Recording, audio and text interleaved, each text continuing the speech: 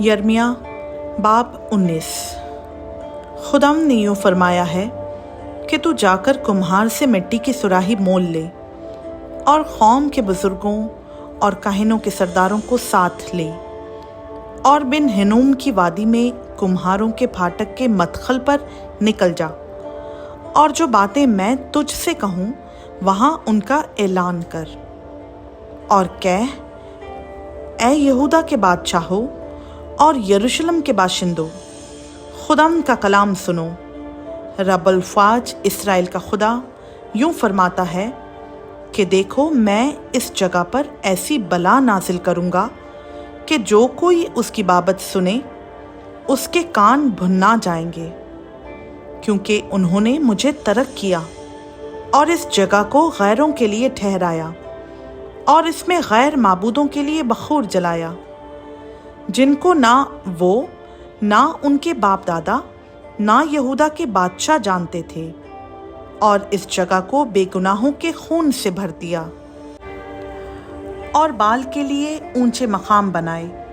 ताकि अपने बेटों को बाल की सौख्तनी कुर्बानियों के लिए आग में जलाएं, जो ना मैंने फरमाया ना उसका जिक्र किया और ना कभी ये मेरे ख्याल में आया। इसलिए देख, वो दिन आते हैं, खुदावंद फरमाता है, कि ये जगह ना तूफत कहलाएगी और ना बिन हिनूम की वादी, बल्कि वादी क़त्ल। और इसी जगह मैं यहूदा और यरूशलेम का मंसूबा बातिल करूँगा, और मैं ऐसा करूँगा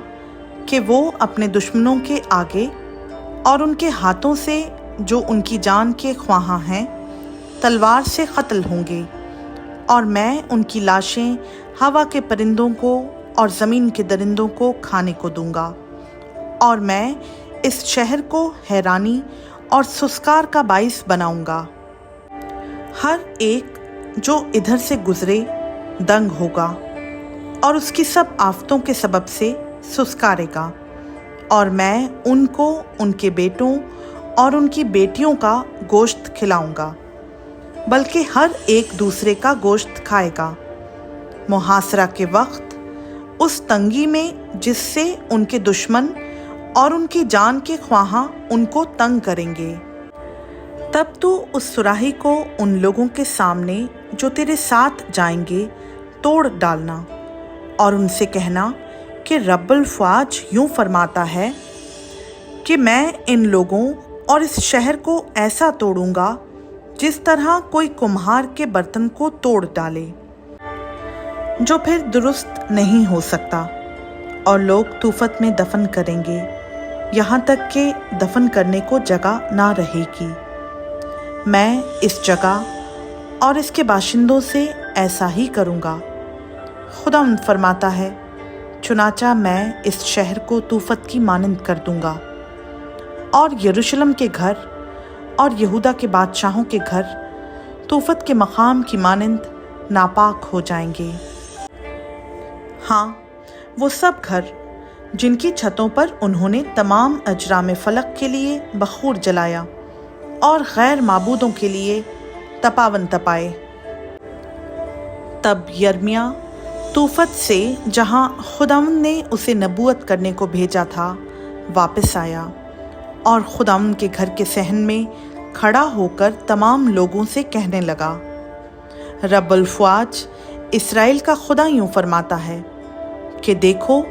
मैं इस शहर पर और इसकी सब बस्तियों पर वो तमाम बला जो मैंने इस पर भेजने को कहा था लाऊंगा, इसलिए कि उन्होंने निहायत गर्दनकशी की, ताकि मेरी बातों को ना सुने। खुदा उनका पाक कलाम का पढ़ा, सुना, समझा और कबूल किया जाना हम सबों के लिए बाइस बरकत हो। आमीन।